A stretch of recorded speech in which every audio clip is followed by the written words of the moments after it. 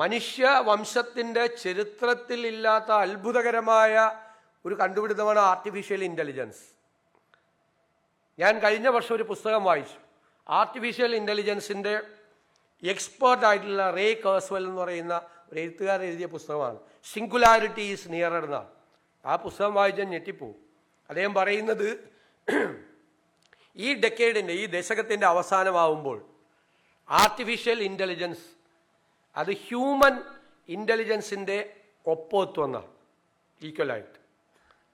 പിന്നീട് ഒരു 5-6 വർഷം കഴിയുമ്പോൾ, ചിലപ്പോൾ ആ 6 വർഷം ഉണ്ടാവില്ല അദ്ദേഹം കണക്കാക്കിയത്, അതിനേക്കാൾ വേഗത്തിൽ അത് മനുഷ്യൻ്റെ ബുദ്ധിശക്തിയെ, ഹ്യൂമൻ ഇൻ്റലിജൻസിനെ ബൈപ്പാസ് ചെയ്ത് സൂപ്പർ ഇൻ്റലിജൻ്റ് ആവുമെന്ന്. ആലോചിച്ച് നോക്കിയേ, മനുഷ്യവംശത്തിൻ്റെ ചരിത്രത്തിൽ ആദ്യമായി മനുഷ്യൻ്റെ ഒരു ക്രിയേഷൻ മനുഷ്യൻ്റെ ബുദ്ധിശക്തിയുടെ അപ്പുറത്തേക്ക് പോവുകയാണ്, മനുഷ്യനേക്കാൾ ബുദ്ധിയുള്ളതായി മാറുകയാണ്. നമ്മൾ എന്തെല്ലാം സാധനം ഉണ്ടാക്കിയിരിക്കുന്നത്. ഹരാരെയുടെ ഒരു മനോഹരമായ പുസ്തകമുണ്ട്, നെക്സസ്. അതിൽ അദ്ദേഹം പറയുന്നത് മനുഷ്യൻ്റെ ക്രിയേഷനെ പറ്റി, ഈ ആർട്ടിഫിഷ്യൽ ഇൻ്റലിജൻസിനെ കമ്പയർ ചെയ്യുന്നത്. കടാര മനുഷ്യനുണ്ടാക്കിയതാണ്, അല്ല ആളുകളെ കുത്തിക്കൊല്ല ഒരുപാട് പേര്. പക്ഷേ അത് ഈ ടീപ്പോയിൽ വെച്ചാലോ നിരുപദ്രവകാരിയാണ്, ഒറ്റയ്ക്ക് ഒന്നും ചെയ്യില്ല. ഒറ്റയ്ക്ക് എഴുന്നേറ്റ് വന്ന് നിങ്ങളെ കുത്തുവോ? ഇല്ല. ഒരു ഫുൾ ഓർഡർ റിവോൾവർ മനുഷ്യനുണ്ടാക്കിയതാണ്, മറ്റുള്ളവരെ കൊല്ലാൻ വേണ്ടിയിട്ടുണ്ടാക്കിയതാണ്. ആ സാധനം ഒരു ടേബിളിൻ്റെ മീതെ വെച്ചാൽ കുഴപ്പമുണ്ടാക്കുമോ? ഒറ്റയ്ക്ക് പോയി എഴുന്നേറ്റ് എല്ലാവരും വെടിവെക്കുമോ? ഇല്ല. ഏറ്റവും കുഴപ്പം പിടിച്ച സാധനം എന്താ? മനുഷ്യനുണ്ടാക്കിയത് ബോംബാണ്, അല്ലേ? ആ ബോംബ് ഒറ്റയ്ക്കൊരു പ്ലെയിനിൽ കയറി നമ്മുടെ ഉക്രൈനിലും പാലസ്തീനിലും പോയി ബോംബിടുമോ? ഇല്ല. പക്ഷെ അതിൻ്റെ അപ്പുറത്തെ, അതായത് ഹ്യൂമൻ ഇൻ്റർവെൻഷൻ വേണം. പക്ഷേ ആർട്ടിഫിഷ്യൽ ഇൻ്റലിജൻസ് പ്രെഡിക്റ്റ് ചെയ്യാൻ പറ്റാത്ത തലത്തിലേക്ക് അത് പോവുകയാണെന്നാണ് പറയുന്നത്. ഇത് നോളജ് എക്സ്പ്ലോഷൻ്റെ ഈ കാലത്ത് ഓരോ പ്രൊജക്ഷനുണ്ട്, ഓരോ പ്രൊജക്ഷൻ. ആ പ്രൊജക്ഷൻ മെഡിക്കൽ സയൻസിലെ കാര്യം തന്നെ ഹരാരെ പറഞ്ഞിരിക്കുന്നത് ഭയങ്കര രസകരമാണ്. അതായത് അദ്ദേഹം ചോദിക്കുന്നൊരു ചോദ്യം, കഴിഞ്ഞ നൂറ്റാണ്ടിൽ മനുഷ്യൻ്റെ ആയുസ് എത്രയായിരുന്നു ശരാശരി? 35 വയസ്സ് ആയിരുന്നു. ഇപ്പോഴെത്രയാണ് മനുഷ്യൻ്റെ ആയുസ്? 70-നും 75-നും ഇടയിലായി, ഇരട്ടിയിൽ കൂടുതലായി. കഴിഞ്ഞ നൂറ്റാണ്ടിൽ ഒരാൾ മരിച്ചാൽ എന്താണ് മരിക്കാൻ കാരണം എന്ന് ചോദിച്ചപ്പോൾ നെഞ്ചുവേദന വന്നു മരിച്ചു. ഇപ്പം നെഞ്ചുവേദന വന്നാലോ ഡോക്ടർ ട്രെഡ്മില്ലിൽ ഓടിക്കും, ECG എടുക്കും, അല്ലെ വേണമെങ്കിൽ ഒരു ആൻജിയോപ്ലാസ്റ്റി ചെയ്യും. ഇനി അതിലും കൂടുതലാണെങ്കിൽ ഒരു ബൈപ്പാസ് സർജറി ചെയ്ത് 4 ദിവസം കഴിയുമ്പോൾ എഴുന്നേറ്റ് വീട്ടിൽ പോകാൻ പറയും. ഇപ്പം മെഡിക്കൽ സയൻസിൻ്റെ ഉണ്ടായ പുരോഗതിയാണ് മനുഷ്യൻ്റെ ലൈഫ് എക്സ്പെക്റ്റൻസി, അല്ലേ, ആയുർദൈർഘ്യം വർദ്ധിപ്പിക്കാനുള്ള കാരണം. ഹരാരെയുടെ വളരെ രസകരമായൊരു ചോദ്യമുണ്ട്, ഈ പോക്ക് പോയാൽ അടുത്ത നൂറ്റാണ്ടിൽ മനുഷ്യൻ്റെ ആയുസ് എത്രയായിരിക്കും? വല്ല പിടിയുണ്ടോ? 160-നും 180-നും വയസ്സിലിടയിലായിരിക്കും. അരികോന്നം മാഷ് അടുത്ത നൂറ്റാണ്ടിൽ ജനിച്ചാൽ മതിയായിരുന്നു എന്ന് വിചാരിക്കും. അവിടെ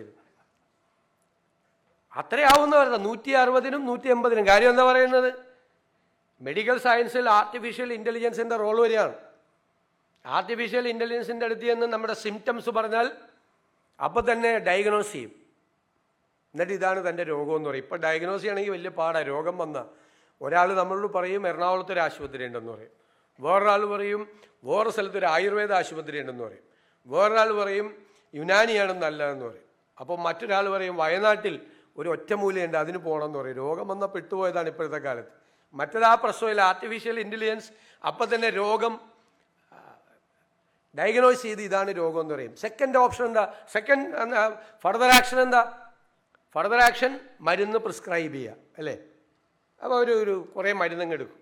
അതിന് പറയും ഇത് വേണ്ട, തൻ്റെ കിഡ്നി അടിച്ചു പോകും, ഇത് വേണ്ട, ഇത് തൻ്റെ ലിവർ പോകും, this is the right medicine, മരുന്ന് കഴിക്കുക, രോഗം മാറ്റുക.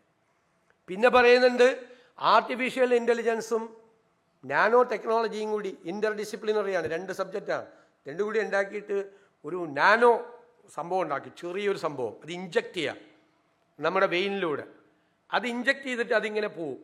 നിങ്ങൾ വീഡിയോ ഗെയിം കളിക്കില്ലേ, ഇങ്ങനെ കയ്യിൽ വെച്ചിട്ട് ഇങ്ങനെ ആ സ്റ്റിക്ക് വെച്ചിട്ട്, അതുപോലെ ഡോക്ടർ ഇങ്ങനെ ഇതിനെ കൺട്രോൾ ചെയ്യും. അപ്പോൾ ഈ സാധനം ഇങ്ങനെ പോവും.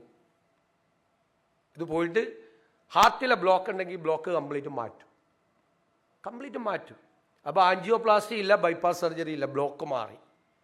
ശരീരത്തിലൂടെ പോയി ശരീരത്തിലെ ക്യാൻസറസ് സെല്ലുകൾ മുഴുവൻ റിമൂവ് ചെയ്യും. കീമോതെറാപ്പി ഇല്ല, റേഡിയേഷൻ ഇല്ല, മുടി കൊഴിയില്ല, ഒന്നുമില്ല, ക്യാൻസർ മാറും. ഇങ്ങനെയാണ് രോഗങ്ങൾ മാറ്റാൻ പോകുന്നത് വരുന്ന കാലത്ത്.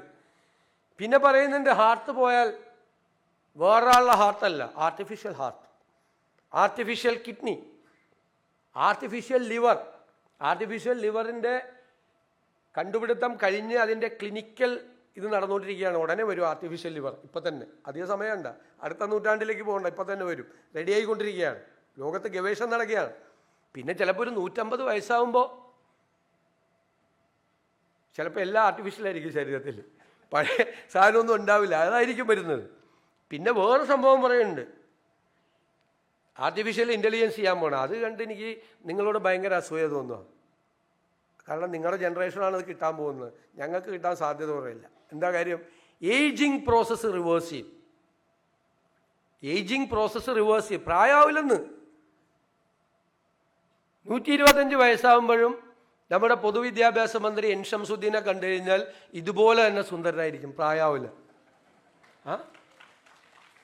പ്രായമാവില്ല. എൻ്റെ പോലെ മുടിയൊക്കെ കൊഴിഞ്ഞ് മുഖമൊക്കെ ചുളിഞ്ഞ് പോവില്ല.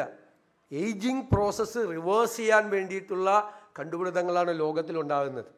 നമ്മൾ വായിച്ചു പോയി കഴിഞ്ഞാൽ ഭയങ്കരമായ അത്ഭുത ലോകത്തേക്കാണ് നിങ്ങൾ പോകുന്നത്, വിസ്മയ ലോകത്തേക്കാണ് എൻ്റെ കുട്ടികൾ പോകുന്നത്. നിങ്ങൾ അതാണിപ്പോൾ പഠിച്ചുകൊണ്ടിരിക്കുന്നത്, അതാണ് നിങ്ങൾ പരിശീലനം നടത്തിക്കൊണ്ടിരിക്കുന്നത്. ആ ലോകത്ത്, ഈ വിജ്ഞാനത്തിൻ്റെ ആ വലിയ ലോകത്തിലേക്കാണ് നിങ്ങൾ പോകുന്നത്. ലോകം മാറുകയാണ്, എല്ലാ രംഗത്തും മാറുകയാണ്. ഇത് ഫ്യൂച്ചറിനെ കുറിച്ചാണ് പറഞ്ഞത്, പാസ്റ്റിനെ കുറിച്ചുമുണ്ട്.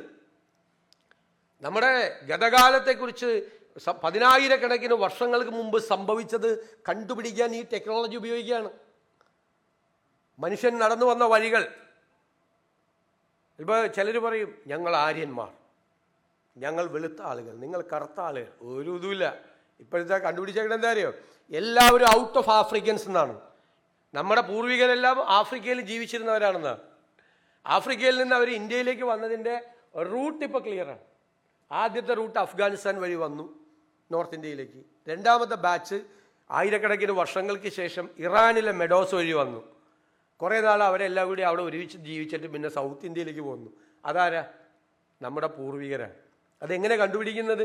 മനുഷ്യൻ്റെ മൂവ്മെൻറ്റ്, ആർക്കിയോളജിക്കൽ എക്സ്കവേഷൻ നടത്തും. മണ്ണ് കുഴിക്കും. മണ്ണ് കുഴിക്കുമ്പോൾ മണ്ണിൻ്റെ അടരുകൾ കണക്കാക്കി കാലം നിശ്ചയിക്കും. അപ്പോൾ ചിലപ്പോൾ മനുഷ്യൻ്റെ തലയോട്ടി, അസ്ഥികൾ, മൃഗങ്ങളുടെ അസ്ഥികൾ, ഇതൊക്കെ കിട്ടും. ഇത് ജനറ്റിക് പരിശോധനയുണ്ട്. ജനറ്റിക് പരിശോധന ഈ ആർട്ടിഫിഷ്യൽ ഇൻ്റലിജൻസിൻ്റെ സഹായത്തോടു കൂടിയാണ്. ജനറ്റിക് എഞ്ചിനീയറിങ്ങിലേക്കും ആർട്ടിഫിഷ്യൽ ഇൻ്റലിജൻസ് വന്നു. ആ ജനറ്റിക് പരിശോധന നടത്തിയാൽ 10,000 വർഷങ്ങൾക്ക് മുൻപ് ഇതിലേ കടന്നുപോയ ഒരാളുടെ അസ്ഥിയാണ്, സ്കളാണ് അവിടെ കിടക്കുന്നതെന്ന് കണക്കാക്കാൻ പറ്റും. വർഷം കണക്കാക്കാൻ പറ്റും. അത് ഓരോ വർഷം കഴിയുന്നതോറും അതിൻ്റെ പ്രിസിഷൻ കൂടുകയാണ്. ഇപ്പം പറയുമ്പോൾ പറയും 10,000 വർഷം മുമ്പെന്ന് പറയും. എനിക്ക് തോന്നുന്നു 2 കൊല്ലം കൂടി കഴിഞ്ഞ് കഴിഞ്ഞാൽ പ്രിസിഷനാണ്, സർജിക്കൽ പ്രിസിഷൻ പോലെയാണ്. ഇത്രാമത് വർഷമാണ് ഇനി ഇതിലൂടെ ആൾ കടന്നുപോയത്. മനുഷ്യൻ്റെ മൂവ്മെൻറ്റ് പോലും പാസ്റ്റ്, ഗതകാലത്ത് കടന്നുപോയത്. അത്രയും വലിയ കാര്യങ്ങളാണ് കണ്ടുപിടിക്കപ്പെട്ടുകൊണ്ടിരിക്കുന്നത്.